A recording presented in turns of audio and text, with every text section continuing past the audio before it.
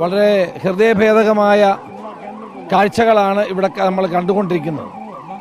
ഇപ്പോൾ തന്നെ ഞങ്ങൾ അവിടെ ചെന്നപ്പോൾ ഒരു ഡെഡ് ബോഡി ഇങ്ങനെ റോപ്പിലൂടെ കൊണ്ടിരുന്ന ഹൃദയം നുറുങ്ങുന്ന കാഴ്ചയാണ് കാണാൻ കഴിഞ്ഞത്. ഇപ്പോഴും ധാരാളം ബോഡികൾ ഇനിയും കിട്ടാനുണ്ട്. ആ പാലം ഇപ്പോൾ സൈന്യം ബെയിലി പാലം പണിഞ്ഞ് പൂർത്തിയായാൽ മാത്രമേ ആ പ്രദേശത്തേക്ക് പോകാൻ കഴിയുള്ളൂ. അപ്പോൾ ഇപ്പോഴും നാട്ടുകാർ പറയുന്നത് ധാരാളം ആളുകൾ അവിടെ കുടുങ്ങിക്കിടക്കുന്നു, അല്ലെങ്കിൽ ഡെഡ് ബോഡികൾ ഉണ്ട് എന്നൊക്കെയാണ് ആളുകൾ പറയുന്നത്. അപ്പോൾ ആ പാലം പണി പൂർത്തിയായാൽ മാത്രമേ ഇനി മറ്റു കാര്യങ്ങൾ മനസ്സിലാക്കാൻ കഴിയുള്ളൂ. പക്ഷേ നമ്മുടെ കേരളം കണ്ട ഏറ്റവും വലിയ ദുരന്തമാണിത്.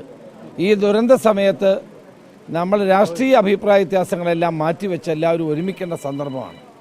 അതുകൊണ്ട് എനിക്ക് അഭ്യർത്ഥിക്കാനുള്ളത് രാഷ്ട്രീയമായ വിവാദങ്ങൾ ഒഴിവാക്കണം. അതിനുള്ള സമയം വേറെയുണ്ട്. ഈ സമയത്ത് എല്ലാവരും ഒരുമിച്ച് നിന്നുകൊണ്ട് ഈ നഷ്ടപ്പെട്ടു പോയ പാവങ്ങളുടെ ജീവൻ രക്ഷിക്കാനും ജീവൻ നഷ്ടപ്പെട്ടു പോയവരുടെ ഡെഡ് ബോഡിയെങ്കിലും ബന്ധുമിത്രാദികൾക്ക് എത്തിക്കാനുള്ള നടപടികളാണ് സ്വീകരിക്കേണ്ടത്. ഇവിടെ എല്ലാവരും കൈമയും മറന്നാണ് പ്രവർത്തിക്കുന്നത്. ഇതിനകത്ത് ഒരു രാഷ്ട്രീയവും ഇല്ല, എല്ലാവരും ഒരുമിച്ചാണ്. അതാണ് നമുക്ക് നാടിൻ്റെ പ്രത്യേകത. അതാണ് എല്ലാവരും ഒരുമിച്ച് നിന്നുകൊണ്ട് ഒറ്റക്കെട്ടായി നിന്നുകൊണ്ട് ഈ ദുരിതാശ്വാസ പ്രവർത്തനങ്ങളിൽ ഏർപ്പെടുന്നു. ഏറ്റവും പ്രധാനപ്പെട്ട കാര്യം റീഹാബിലിറ്റേഷനാണ്. ഈ എല്ലാം നഷ്ടപ്പെട്ടു, വീട് നഷ്ടപ്പെട്ടവർ, ഭൂമി നഷ്ടപ്പെട്ടവർ, ബന്ധുമിത്രാദികൾ ഇവർക്ക് റീഹാബിലിറ്റേഷൻ എന്നുള്ളത് സമയബന്ധിതമായി നടപ്പാക്കാൻ ഗവൺമെൻറ് ശ്രമിക്കുക എന്നുള്ളതാണ് ഏറ്റവും പ്രധാനപ്പെട്ടത്.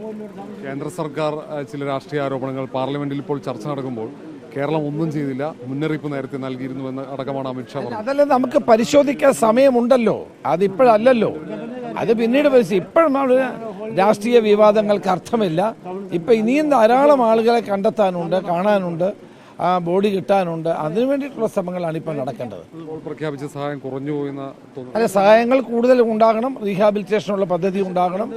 അതാണ് ഞങ്ങളിപ്പോൾ ഇവിടെ സൂചിപ്പിക്കാനുള്ള പ്രധാനപ്പെട്ട കാരണം. അതാണ് ആളുകൾക്ക് ജീവഭയം കൂടാതെ ജീവിക്കാനുള്ള അവസരമുണ്ടാക്കണം. അതിനു വേണ്ടിയിട്ടുള്ള റീഹാബിലിറ്റേഷൻ നടപടികൾക്കാണ് പ്രാധാന്യം ഇനിയും കൊടുക്കേണ്ടതായിട്ടുള്ളത്.